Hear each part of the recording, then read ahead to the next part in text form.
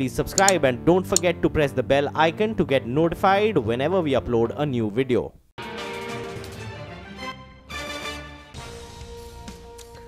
Welcome back.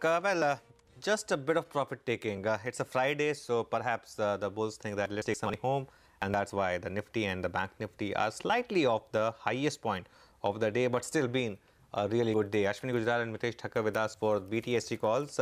Ashwani, you go first. Not much in the index, of course, now half an hour only, but what about individual stocks? And for positional traders, what's the call now?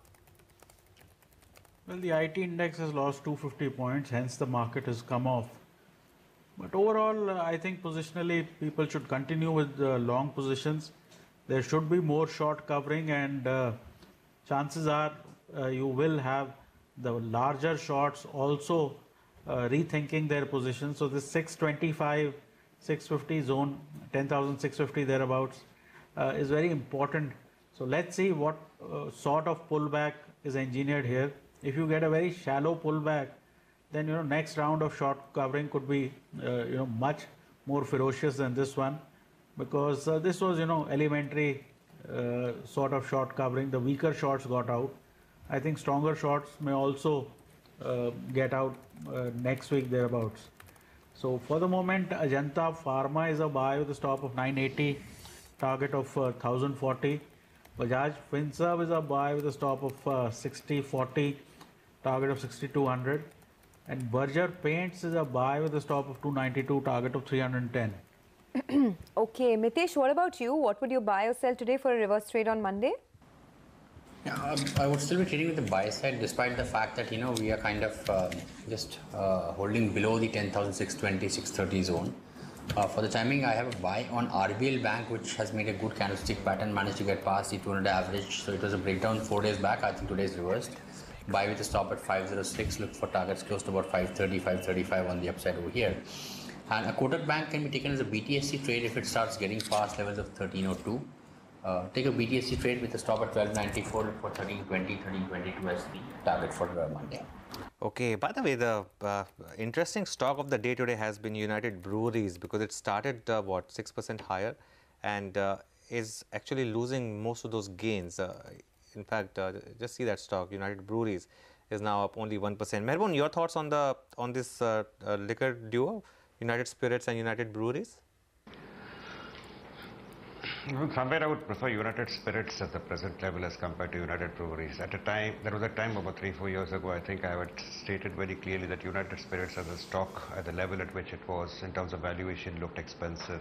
But last 3 quarter numbers also, I think, did not match with expectations at all. But this quarter numbers, I think, especially in the premium category and the above category, the growth which the company has reported makes me feel that United Spirits now is on a decent wicket, and the numbers and the bottom line don't look very impressive because of the sharp increase in advertising cost. So somewhere along the line, I personally believe the company is coming on a strong wicket. Now people may again argue that the stock even now may look a little bit expensive. Even I question myself sometimes. But I personally believe the growth will keep on coming. And the volume growth is a big question mark as of now. But if that maintains even at the present level and inches slightly higher, I think the stock should score some more gains over the coming quarters. Okay, we'll come back to you for some more ideas on individual stocks. But for now, let's get some market opinion as well. We spoke with Saurabh Mukherjee of Ambit Capital earlier in the day to understand what he makes of the market. He does believe that the market is overvalued. There could be volatility as well for the rest of the year. Listen in. I've been saying the market's overvalued. I think it remains overvalued.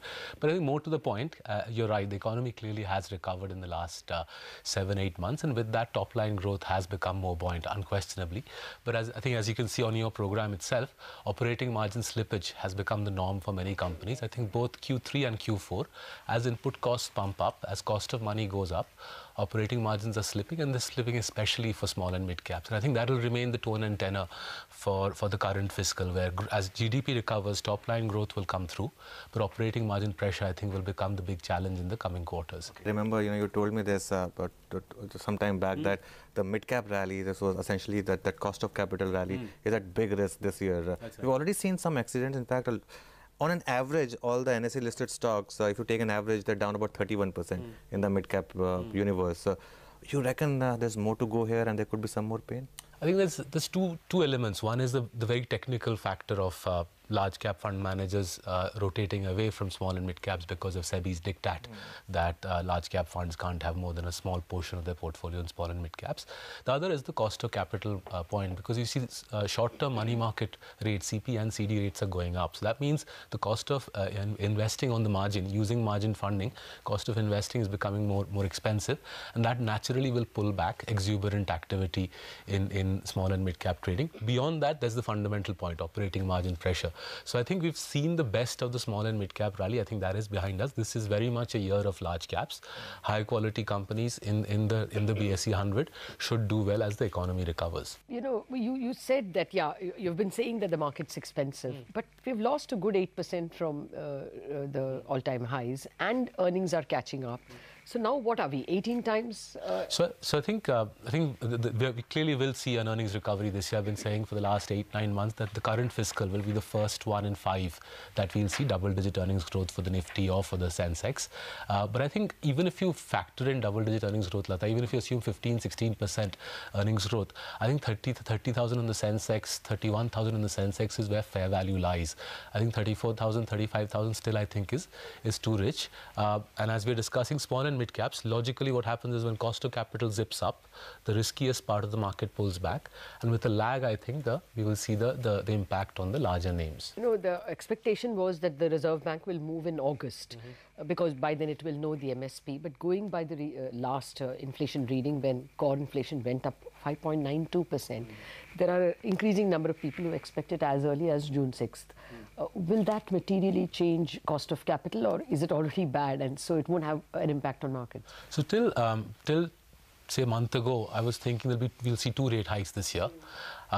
Increasingly as I watch oil, my views becoming we'll see 3 rate hikes this year.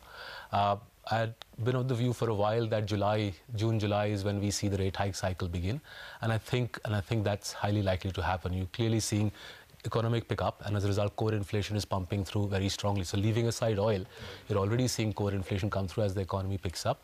So I think at least 2, more likely 3 rate hikes this year should be the default expectation, which in turn has a bearing on small and mid caps. As soon as you raise the cost of money, riskier stocks will pull back more. What do you do with some of these companies that have been beaten down, but the managements are trying to put the house in order? Tata Motors, for example, where they have a new aggressive management on board. Do you bet on them?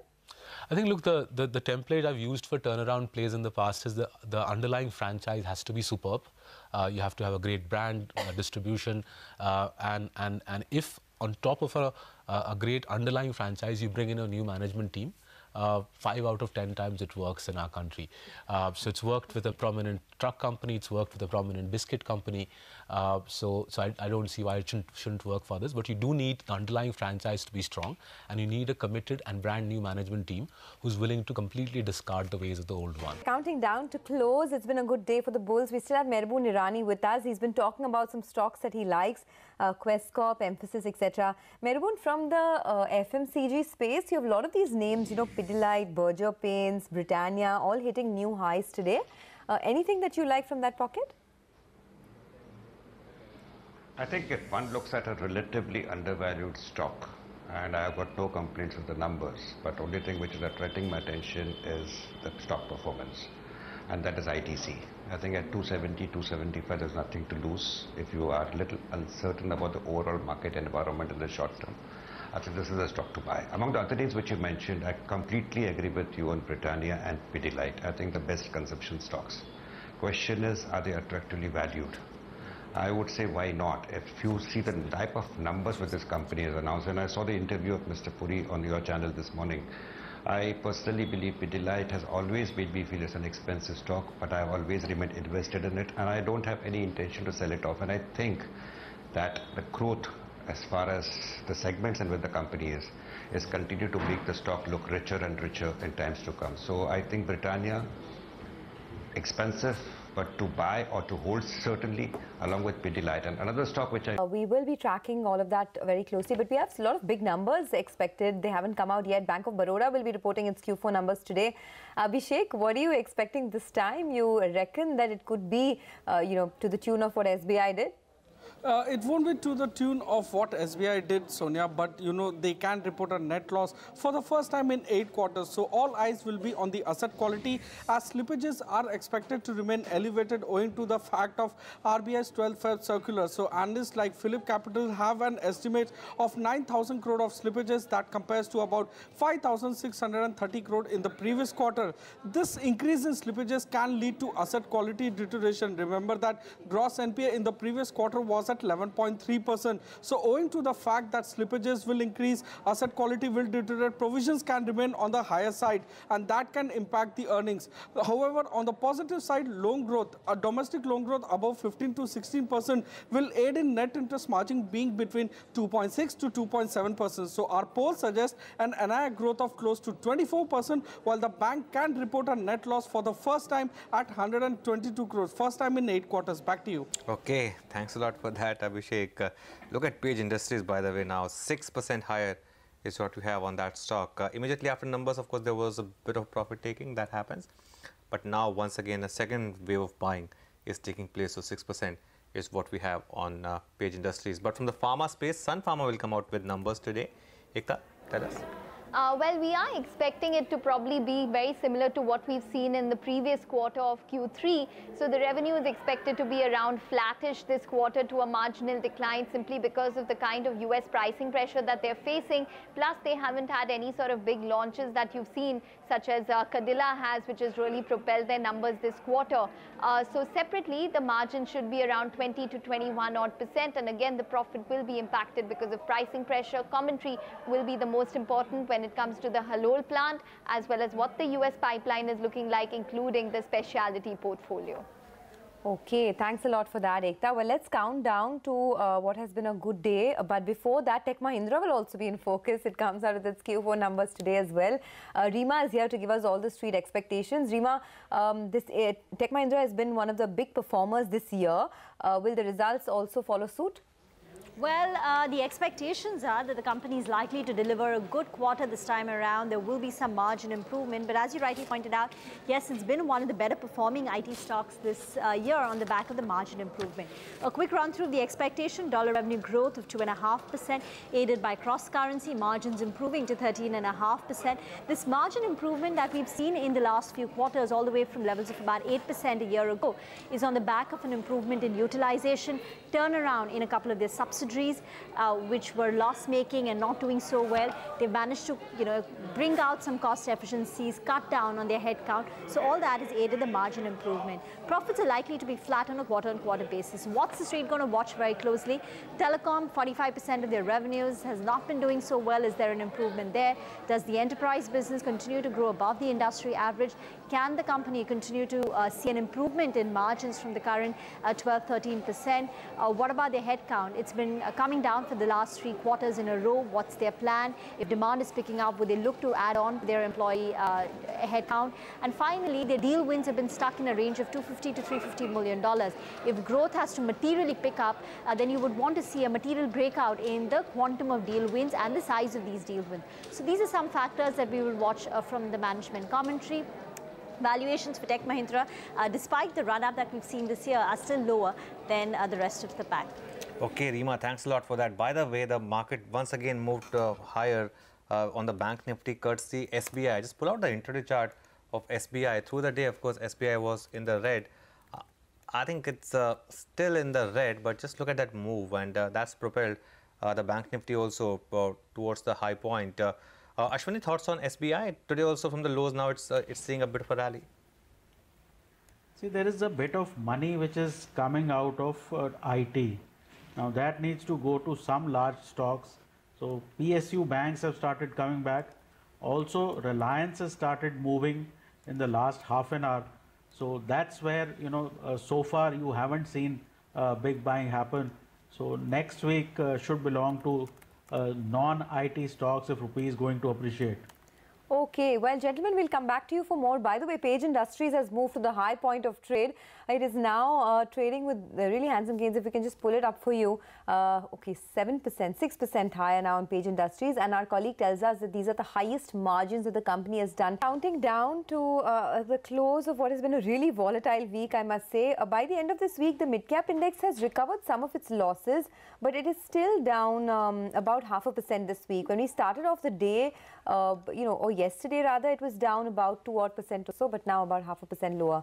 Ashwani, after the volatility that we've seen this week, do you reckon that this chopping around could take place next week as well? And how do you position yourself ahead of that? See, for the moment, you should take long positions home. Now, whether this is the real thing or it's short covering, that time will tell. But I think next week you should be positive. Lots of people short and they will get cleaned out. So more the number of shorts, the bigger the rally. So I would think at least Monday, Tuesday, you should still be in a positive bent of mind. Okay. What about these metal names, Ashwani? Hindalco was one of your last hour call, but Tata Steel as well and a couple of others also moving up. See, global risk on means that metals also, which are coming out of fairly strong corrections, should move to the upside. So my sense is even on Hindalco, we could get back to 265, 270, and just because short positions are there, you will get those spiky rallies. Similarly, Tata Steel, etc., 615, 620, all that can happen. So my sense is short covering is still there and will continue next week. Okay, short covering will continue next week. Sudeep Bandyopadhyay of Indie Trade Capital is also with us. Sudeep, hi, afternoon. The stock of the moment in the last 1 hour has been Page Industries. In fact, not just Page, I mean, a whole host of these companies, Bata, Jubilant Foodworks, all these niche stories have done very well. Anything that you like from these expensive yet, high growth stocks? Well, I have been liking Bata, Sonia, for a very, very long time. I think it's again a complete turnaround story. I mean, it was a kind of a rundown kind of company with shabby outlets. And from that, they have transformed into a fantastic state-of-the-art modern retail outlets. The processes, systems, everything in Bata has changed. The performance has been pretty decent. The opportunity Bata India has both in domestic market as well as becoming an export backend for the global Bata supply chain is significant. So I think Bata definitely, even at current level for a long-term investor, seems to be a good buy. Page Industries again is a slightly different story. Apart from the usual product which they used to market, they have moved into higher value-added products, and that's kind of reflecting in their revenue and bottom line. So I think Page again needs to be revisited and needs to be bought into for a long-term investor. I think they can buy even at current level, even after today's price upward movement. Okay, good afternoon, Sudeep. What about oil marketing companies? Would you add these to your portfolio now? Not really, Anuj. I think this is one sector we have been extremely wary of. The government, somewhere they will come and put some additional burden on the entire oil sector, whether it's upstream or downstream. The subsidy burden has to again come back, because the way the oil prices have moved in the past 1 month almost, it's absolutely unsustainable from the point of view of the government in terms of the political positioning as well as inflation. So somewhere they will bring some kind of tax or burden on all companies, including marketing companies. Fundamentally, they are good companies, but I will not recommend a buy at current level. Okay, you won't recommend a buy at current levels. Why don't we do one thing? We just have about 2.5 more minutes to go. So let's wind up the day's trading action. Having looked at the texture this week, do you get a sense that maybe that could continue next week as well? We're not done with the choppiness just yet. Yeah, let's wait for markets to do that, Sonia, because 2 days back you could have easily taken a call that it's going Shorting down further made you money, exactly, and in 2 days the Nifty is up 200 points, the Bank Nifty is up 600 points in 2 days. I think today's mid-cap action should soothe some nerves, Sonia. But that I think point is something which we'll find out, of course, next week, whether it was a flash in the pan or whether indeed we have a bit of a bottom in place. But for today, a lot of large caps moved, of course. So stocks like IndusInd Bank, Yes Bank. From the financials, Indiabulls Housing Finance had a big move. Commodities made a move. IOC, Hindalco, ONGC, HP, BP, all these stocks, GAIL, Hero MotoCorp, M&M, a lot of these stocks were higher. On the way down, not too many stocks actually. If you take a look at stocks moving down, only ITC perhaps, and you may want to add ICICI Bank. The interesting stock of last hour, of course, was State Bank of India. Now, it will show you flat, but intraday move on State Bank of India was quite interesting. And a couple of these erstwhile favorites are making a bit of a comeback. Eicher Motors, for example, was up about 2.5% in trade today. Maruti, after a long time, we're seeing that kind of move, 2% higher on Maruti, and even a beaten down stock like Tata Motors was up about 2%. But today was a much broader participation, and mid-cap stocks also did well today. Yes, they did. So the mid-cap index itself, okay, by the end of it, the mid-cap index was up 2%. That's the kind of rally that we saw today. And, you know, we had phenomenal movers, really. I mean, Page Industries was just one of them. Spectacular numbers there. Stock closed up well in the green. Just Dial, Castrol, Exide, Adani Power, Torrent Power, Avenue Supermarts. A lot of these companies have been beaten down and they kind of saw a recovery in trade today. Cadila Health as well reported a good set of numbers, so that stock too ended in the green. And we do have a lot of others, you know, Gateway District Parks was up 20%, MCX, etc. So it's really, really good day for the broader markets. Let me just check if there were any stocks that ended in the red. You had Granules India posted its numbers, that was down. IDBI Bank, that was a disaster this quarter, so down about 2.5%. And that's about it really, very few and far between the losses. It was mostly a day where the bulls made a lot of money. The Nifty goes home with almost a century intact, 97 points to be precise. And the advanced decline ratio was also solid. Before we wind down, we just have about 6 more seconds to go. Ashwini, for Monday's trade, anything that stands out as something that you would trade on the long side?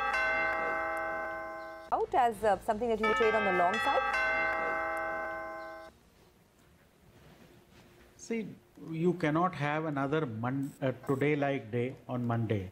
So my sense is you should get some amount of dip before the market moves on. So if you buy, the market opens again 20 points higher, you buy there, you risk a 50-70 point dip. Already IT seems to be kind of giving up a little bit.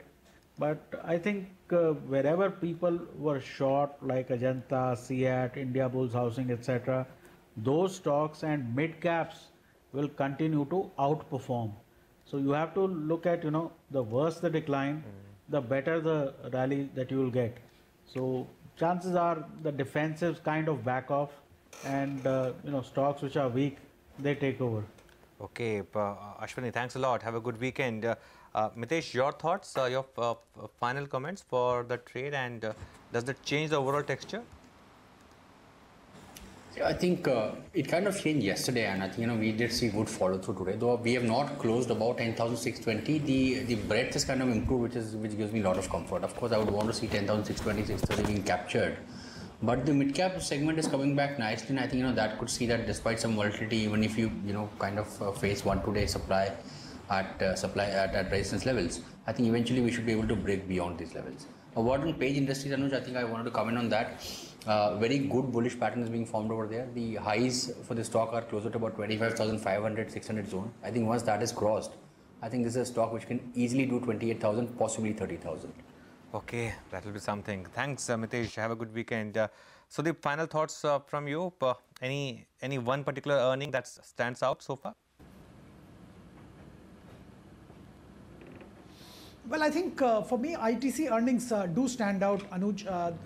They have maintained the kind of reasonable volume growth, and definitely the FMCG business has improved, which was a big concern for many quarters. I think finally the FMCG business is kind of getting to a level where it will start contributing to the overall profit instead of being a drag. I think that's great news. The valuation-wise, ITC still looks attractive if you compare with the peer group. All right. Thanks a lot, Sudeep. Have a good weekend. So the weekend is here, and we are now in the final stages of the Indian Premier League. We have one team already qualifying for the final, and how poetically, that's Chennai Super Kings, which is already there. And between KKR and Sunrisers Hyderabad, we'll have a second team also qualifying for final. And to discuss all of that, our cricket wala, Ayaz Memon, is with us. Ayaz, good afternoon. So, all the talk has been about AB de Villiers. The South African that really stole the show was Faf du Plessis with that innings, and one look at him and he was always sure that he's just going to carry home the team. I think experience mattered there. He's not had a good season. In fact, he's not been a regular member of the team. Yes. But in that crunch situation, his experience was what was invaluable to Chennai. He played a marvellous knock, and it will be very difficult to keep him out of the final now after that kind of stupendous innings. But I think what has been the hallmark of Chennai, if you look at the way they performed right through, even the previous match before the playoffs, which they won narrowly against Punjab, was because, towards the end, one or two players ended up playing, superb knock. So I think they've a lot of, they owe a lot to their experienced hands, whether it is Dhoni, whether it is Ambati Raidu, all the 30+ players have been actually shining for them. And this is something that we discussed right at the start, that they've chosen to go. A lot of people thought this is kind of an old age pensioners home, Chennai Super Kings. Exactly. But they're there in the final and looking like, winning their third title. Yeah, I have to eat the humble pie because I was one of those. Yes. In fact, I had tweeted that, who will win matches for Chennai Super Kings, and every other match, someone or else, is winning them. KKR or Sunrisers? You'll tend to go with Sunrisers because of consistency? So it's interesting. Because the match is in Kolkata. It's in Kolkata, so there's a home advantage, as we know. Sunrisers Hyderabad have lost 4 matches on the trot. Oh. KKR have won 4 matches on the trot and playing at home. So it suggests that KKR have the advantage. But don't forget, their strengths are very similar. It's in the bowling. They've got pace bowlers, both teams, and they've got champion spinners, both teams. So if you have a pitch like the one where KKR beat Rajasthan, I think that Hyderabad would relish it. I think the key, the crux in this match is going to be which team bats better, because the bowling strengths of both teams have been good. The batting has been looking iffy. Okay, that's fair enough. Now let's discuss, AB de Villiers. What a phenomenal player, of course. Once in a generation player. I know, sometimes we say that far too often, but with AB you can easily say that. Oh, absolutely. I think across formats, Tests, ODIs, T20s, if you take the last 7 or 8 years, which is half his career, he played for 14 years, he was the best batsman across formats. Yes. I'm not talking of the last 2 years where Steve Smith, Kohli, Williamson have all been shining. He didn't play, one season of Test matches or maybe a year and a half. But it's the way he batted. He was such a creative batsman that you haven't seen somebody like him in a long, long while.